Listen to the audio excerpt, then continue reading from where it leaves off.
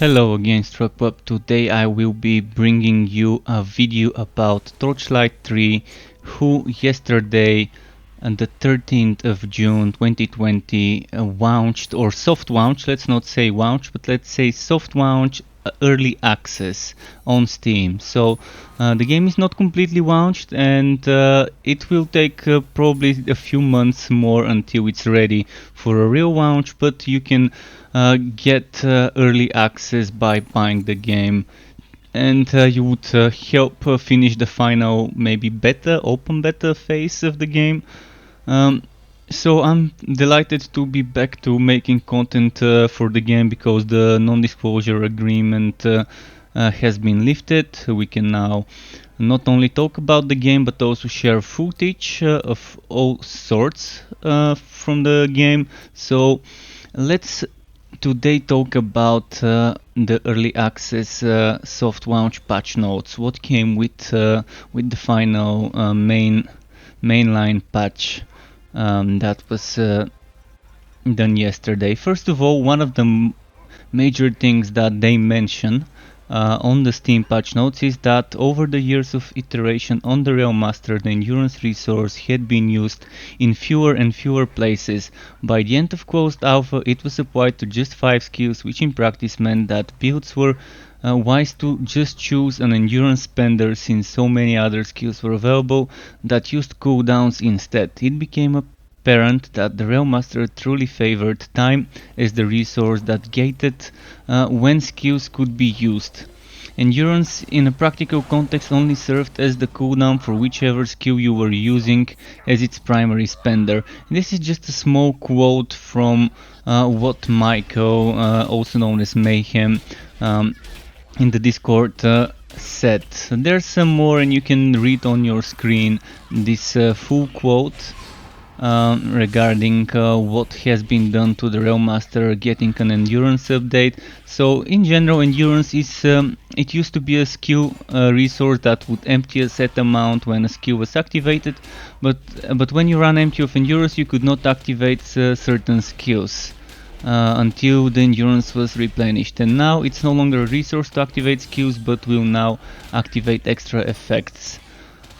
So another thing that has been changed, a major change you might notice, would be the fort comes with a store all feature, meaning everything in your fort, all sorts of little tidbits that you've placed, mushrooms, bushes, buildings, skill stations, etc. All of those you can just put them back to the storage with that store all button. Amazing, because for someone that just started playing and wants to clean the store and just start building it from scratch, this is perfect. Another thing that you would notice is the sharpshooter when making one, who has more customization options in the character creation screen. Then there's also a variety of relic updates and fixes, alongside some balancing changes to general gold drops, which I'm gonna talk about more later. Then the fort resources have been kind of changed in regards to how you refine them, how quickly and how many you can refine at once. And the prop cost has been drastically reduced for some things, and for others maybe they've increased them. I don't know how much the wardrobes costed before. I kind of forgot to see how much a wardrobe cost before, but now a wardrobe cost me 10 bricks,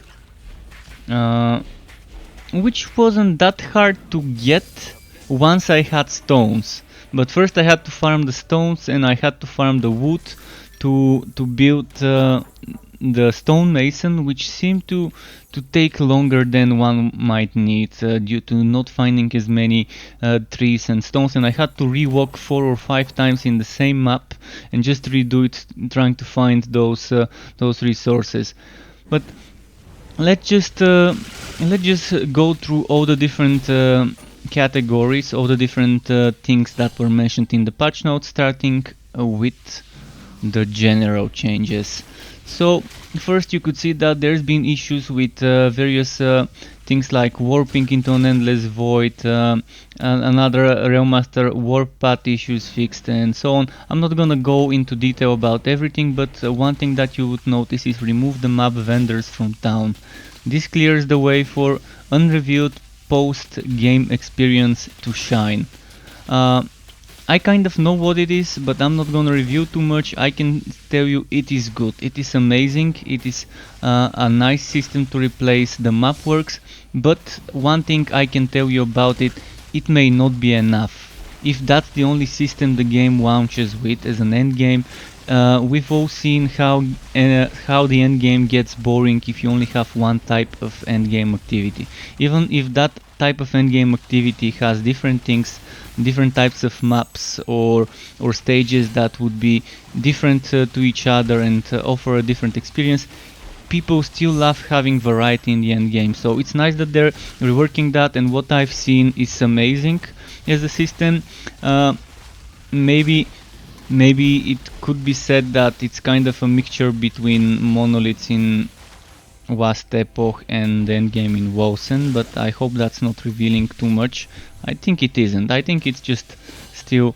I mean, even if I try to explain it in a way where I'm not revealing too much,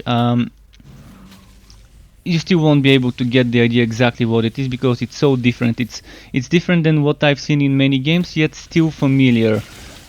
So be on the lookout for that. For that time when they would announce exactly what this is once it's ready. So deactivated the contracts to be unlocked later in early access. Alright, yeah, contracts was a great way of getting certain rewards, gold, resources, buildings for your forts and all of that stuff that you might need, like respectacles. I'm kind of sad that they've deactivated them, but in the same time I'm also probably happy that they would be reworking them, because I don't think there's another reason to deactivate them other than maybe reworking them and fine-tuning them to be better fit for a wider player base rather than the closed beta and alpha player base that has tested them so far. Then they've reset settings. Reset settings should also reset video resolution. Alright, that's just minor things here that I'm not gonna talk into detail about. Fixed an issue where changing character's difficulty level to any other plus the character on normal. Alright, so what's interesting now is this: updated the following achievement descriptions. For those of you who are hunting achievements, they have done some changes to that. So you can see on your screen some of those. Then you can see fix the legendary set achievements and so on to properly count. Fixed an issue with equip items with trade greater than, task type does not recognize progress, and so on. In general, they've done some changes to those things. Now let's move on to the user interface changes. There have been a lot. I'm not gonna talk about everything because the video would end up being too long, but you can see the list of changes to UI things on your screen. Hopefully it's all readable. I tried to make it readable, even though it covers a big part of the screen. But in general, they've added some things for the Legendarium UI, because it's a new thing, so it needed some refreshing, some polishing there. And then added in multiplayer to the beginning of the description for the difficulty selection. Alright, so yeah, there's basically a lot of stuff. Also fixes for gamepad, and by the way, before people ask me in the comments, this game does have full gamepad support, full controller support. They're also removing the damage over time section of the item tooltips, and they're clarifying that while many weapons will give some change of extra damage to things happening, some elements do more indirect things, which isn't really damage over time. We think removing this part of the UI will make things less confusing. Probably, I guess. Fixed issue with incorrect area highlighted in the frontier map for current area at multiple locations. Okay. Change the height UI key bind to F10 and exposed in the key bindings menu. Alright, that's nice for screenshot enthusiasts. Now, I'm not gonna talk more about all the things here, but you're reading them. If you want to, feel free to pause the video and read through the list. But let's move on to changes to the quests. They've added movement skills tutorial at level 10. They've also added an account tutorial quest to introduce the gambling NPCs, which comes very early on in Act 1. They've also improved the story quest rewards and updated the story quest with gear rewards starting after unearthed evidence to award life-bound versions of the items. I'm not a big fan of getting wife-bound versions early on in the missions, because you're not gonna have the unbinding things. I'd much rather get a slightly less strong item that is not wife-bound, that I can use for a few levels even if I die, rather than getting a wife-bound which is, yes, 20% stronger than a normal item, but if I die I lose it unless I waste Scroll of Unbinding or whatever it was called to make it not be wife-bound. But basically, for those of you who might be wondering what wife-bound items are, those are items 20% stronger than the normal. But if you die, you lose any of those that are in your bags or equipped. If they're in the storage, of course, you don't lose them. And you can unbind them and make it so that they become regular items, but still retain those 20% extra stats. So while leveling up, you might see why I would not be happy much to get rewards like those, because having the scrolls to unbind them is difficult to get. You have to do some boss farming, and even then if RNG is not on your side you might get a middle finger, so hopefully they reconsider those wife-bound things. So they've added some extra tasks to certain quests, fixed some tasks for other quests and so on. I think there's not much more to talk about here in detail. You can still read what I could talk about, but let's move on to the items and gear changes. There's a lot of stuff regarding some animations, glows and stuff for the active shields. They reduced the amount of each gold drop by about 60%, and they also reduced how many gold drops champions and bosses can drop to about half of what they were. So here is the thing that I might not be that happy about. When you're playing on Ridiculous at the first few levels, before you get the skills that you get around level 15, 20, etc., before you get strong enough, that extra gold really might be needed for potions, and I had some trouble before I became strong enough, and many times I would find myself with a few potions left and not being able to buy more and having to kite like there's no tomorrow all the boss fights. Even on a mage. So I'm not a big fan of this change for the gold. I mean, the game already has a limit of 20,000 gold, so it's not like someone can become super OP powerful by having much more gold. Of course you can spend that gold on gambling, but still I never felt like I was getting too much gold until I reached the high levels. And when you reach the high levels, when you finish the story mode, it's all about getting gold and gambling.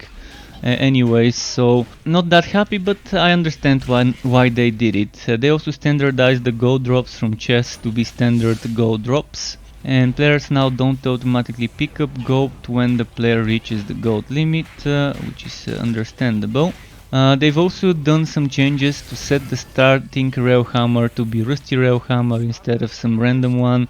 Both remain visible during targeted strikes, triple shot, interesting. Increase the duration for bleed affix at all qualities, which is nice. Item affixes that affect the slammer tree now refer to it by that name instead of lineage, so that's pretty nice. Renamed that tree. Disc Mage basic mace attacks now progresses cleanly through 2 swings and matches timing of all other players. So Railmaster pistol equip now plays properly and so on. There's many things. I'm gonna just skip through some of the things that are not that important maybe to most of you. So they fixed the rare and legendary shields not being able to drop outside of the gambler, which is nice, pretty good. Having those shields is nice, because I sometimes prefer playing with shields. Maybe only on the mage I try playing with the focus, but sometimes on other heroes I also play with the focus because I like that resource. But now with the changes to endurance I might consider two-handed or one-handed shield Realm Masters when I move on to that. So there's changes to some items, and that's something that's important. First, the Ebon Grasp legendary now fires a barrage of unholy bolts instead of a single one when energy spike is used while dark buff is active. It's pretty nice change, a buff. Doompipe legendary rewarded to Mortar and Flamethrower always have their endurance bonus and do not spend endurance, and Doompipe's effects become the endurance bonus. Super nice. Then Shotgunner's Shield legendary rewarded to Shotgun and Shield always have their endurance bonus and do not spend endurance. And Shotgunner's Shield's effect becomes the endurance bonus.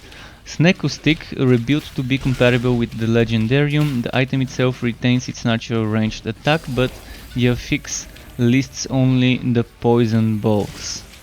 That, to those of you who might not know, is a staff that does ranged attacks instead of based melee attacks, which is amazing, and I really love playing with that one. I have one, but it's 5 bound. I dropped it few hours ago, and I'm just gonna try and maybe unbind it when I get resources, and then I could show it to you guys while streaming, or maybe in a future video, so you can see what it is about. Centrifugal Demolisher now also grants Hammer Spin some bonus damage. Berserk Crusher now grants an extra charge to Pound and Spike Drive. Blast Breaker now states Blasting Charge always grants its endurance bonus and does not spend endurance, which is super nice. Basically what this does is now Blasting Charge has an option where you can do 3 dynamite throws instead of 1 every few hits. But when you have that item, it makes that every hit is throwing triple the dynamites. I think that's something like that. I hope I'm not mistaken here, but that's what I think it was. Then Stinging Wing now makes flying pigs regenerate charges twice as fast rather than making it cost no endurance. Tome of Zultava fixed an issue where this was appearing with Doompipe's affix. Okay, that's something interesting. Then Storm Driver fixed this legendary affix, never firing its effect. And there's some more things, but let's move on to the relics. Fixed issues with the relic stash not showing new relic after creating it. Okay. So this is something important here. Change the Flaming Destroyer targeting to a direction instead of location. It now rotates to orient before activating. And then they also fixed an issue where the Flaming Destroyer's activation smash didn't trigger procs properly, which I've seen. Good that this is fixed. Then increase the Bane active skill damage from 90% to 140% weapon damage. This is a huge buff to one already strong relic, and I'm very happy because that's probably mine and most of the other people's favorite relic for many different types of builds. And indicated in the tooltip that it does damage on impact and with poison.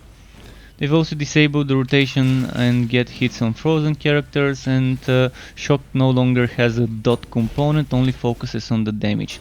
Elemental damage for shock is now what decides the damage the shock bolts deal, instead of them always dealing 70% weapon damage. And this brings us to forts changes. Updated the default fort with the same layout but with less clutter and so on. Created clear all fort function as we talked about. Traveling to Travel Passage will now take you to the party leader's fort, and fixed an issue where players couldn't vote into forts in Act 3 passages. So they've also reduced the resources refining times to a range of 5 seconds to 1 minute depending on the quantity, which is such a nice change, such a nice change. I'd never liked that time gating that they had, and I've said it multiple times, especially on streams. Then they greatly reduced the resource cost for fort decorations. Somewhat reduced the gold cost for magic and rare quality fort decorations, then fixed wardrobe statues to use normal maps properly, and some other behavioral issues with certain items have been fixed. About the pets, there are just two changes. Set the minimum level for poison pet defense primary affixed to level 16 and for electrical pet defense to 31 to kind of match with the monsters and item drops of those enemies in those frontiers. So now changes to certain monster types. Again, I'm not gonna go through all of them, but you can see some of the things. Fix some infrequent occurrences spawning a couple monsters at the same time and so on. Fix Brow's Wolf. Brow is the boss of Act 1, which had gained the health bonuses Brow had gained in recent passes, which was unintended. Brow's health is increased by 40% almost. Brow's phase changes now happen a little earlier, with her final phase beginning at 50% HP. Fixed an issue where Brow's illusions sometimes would spawn at full HP instead of Brow's HP percentage. Brow's Netherwell arrow cooldown reduced to 5 seconds, down from 10 seconds. Okay, that's why she was spamming it when I did her earlier. And the hazards, it spawns now was 20 seconds, up from 10 seconds. Okay. Not so bad. I mean, as long as you know the mechanics of this boss, she's not that hard to beat. I mean, I had to do it with one potion because I tried 2 times and it was my first time doing her. Then I had like 3 potions, and the first 2 times I had problems with the navigation, where I would click to move and my character wouldn't move because I'm clicking too close to my character, and of course I would get hit by some of the arrows. But then I figured out the way to cheese it would be to just not click to move but constantly keep moving by holding my movement button and trying to avoid those arrows when it makes like a cage of arrows, like the whole screen getting filled with horizontal or vertical arrows, and you just need to find a safe spot. So I found out that the way to deal with the weird click to move behavior would be to just hold to move and just constantly move perpendicular to the arrows, in the same direction the arrows that would spawn are going to travel. Then boss health increased to a baseline of 70, up from 30 to 120% from prior. This is mostly as a reaction to Tywer's recent non-act boss videos. Tywer is the I think the team lead of the game, of the project lead, I think is his official title. Very cool guy, famous with his hats. Recent non-act boss videos which show those like Crunch dying in sub 30 seconds on multiple characters and builds and on hard mode. A big swing is warranted. So yeah, overall all different bosses got buffed. Only certain bosses didn't, like Yapper remains at 15, Bruce Kelly stays close to where he was. The 5 named bosses that are non-act and like Strong Tusk, etc. go to 100 from 70 and so on. You can see that on your screen. Experiences is also going up. The experience you get from killing bosses is going up because the time to kill per XP ratio was not as rewarding as it should have been, and overall it's roughly 1.5% their health curve across the board. And the XP is comparable to that, I guess. Reduce the minimum range that the Blazing Custodian automatons need to perform their ranged attack. This is pretty nice. This is pretty nice because they were pretty snipey. Let's not talk much about the other stuff. Let's talk about environment quickly. There's a lot of stuff in the environment and I'm not gonna talk about all of it. I'm gonna let you read most of it. If you want to, feel free to pause. Of course, if you want to, you can also check the patch notes link in the description to get that. But in general, the Gambler needed a better house interval point and now he has one. They refined certain things, they fixed some spawn locations, they fixed some animations, they fixed certain map works and so on. They moved General Grey a bit so it's easier to see her interact icon and so on. Basically, various different changes to different things that have to do with NPCs and environment and so on. There's also visual effects updates and fixes. You can see the list as well. But now let's move on to something important and nice, which is the classes. The classes, you can see there is a lot of changes to Realm Master. In general, mostly about the endurance is what's gonna be on the list, but first let's go into general stuff about the classes. Some syncing issues with Netherworlds have been fixed. They also adjusted some player-facing skills to use a new version of the S% blueprint note. They fixed some stacking stuff, they fixed the servo-driven uppercut and mace skills and other skills that are single target that were not hitting sometimes, which is nice. I'm wondering if that would apply to things like swag shot. Sometimes when the enemy was too close to me with swag shot, it wouldn't hit unless I get a little bit more distance, and the same was applying for things like the Bane active skill or the Ghost Train, which uses something similar. When the enemy is right next to me, like point blank kissing range, the projectile swag shot or the train wouldn't hit it unless I'm like I take a step back. Hopefully that's what it's referring to. Maybe that's not it. Then for the sharpshooter, added more sharpshooter customization options. I already said that earlier in the start of the video. Then fixed issues with Ghost Visage tier 3 bonuses causing the Shasta status effect icon to be displayed, okay. And the Heartseeker Bleed status effect missing mouse over text, okay, now it's fixed. Onslaught tier 3 bonus now deals 75% weapon damage with explosive arrow detonate. Okay. Now moving on to the Realm Master changes, again you can see some things with shocking rounds have been fixed. Busting charge, now referring to vulnerability by name.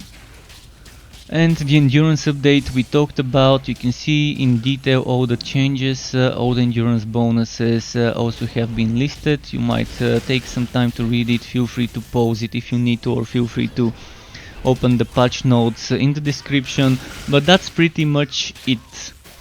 What else I would like to talk about other than the patch notes would be what I think about this whole patch, what I think about this whole move to early access. In general, I think it's great. I think many people would be happy that they can finally play the game instead of having to wait for a alpha or beta key. But keep in mind, guys, the game is not really launched. People keep comparing this game to Wolsen and the launch Wolsen had. Wolsen had years of early access before launching, and they still had troubles on launch, unexpected flood of new players, and they still had like a week's full of issues, whereas Torchlight 3 managed within 3-4 hours to resolve all that login issues and all of that, except maybe for some people in Asia that have some problems. And that's early access, that's day one of early access. So I think it's unfair for people to compare a game that has early access to games that had years of early access before launching. This game is in early access for a reason, to fix things that are broken, to find the things that are broken, to give the game a wider audience, a wider player base to help with the testing. The developers have decided that it's finally time to expand the player base, to give themselves more bugs to be found from the players, more chances of bugs to be found to the players, maybe is better way to reword it, because with the limited player base of the alpha and beta, they did get a lot of input from us regarding certain bugs, but I'm pretty sure certain things have not been found quick enough because of the limited player base. But now everyone can play it as long as they get the game, so keep that in mind. It's gonna be rough around the edges, some systems would undergo changes, and keep in mind there will be a wipe at the end of early access, right before the launch. So they're saying that there will be one wipe then.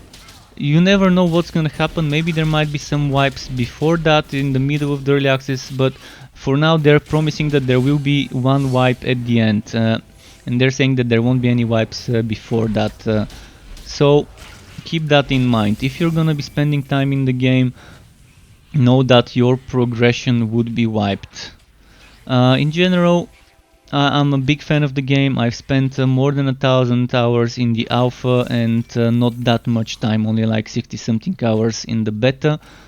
So I'm not as familiar with some of the latest changes, but I will make sure to bring out some content as I level up my characters and unlock certain things and farm certain items. So maybe I'm not gonna be making builds until I get the gear for the builds, but I will definitely try and make some different guides for the different system, like the relic system, like the skill system. I'm probably gonna show you all the different skills of all the classes in some coming soon videos.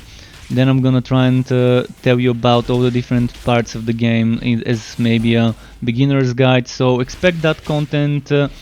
Hopefully you would enjoy it, and thank you again for tuning into this video.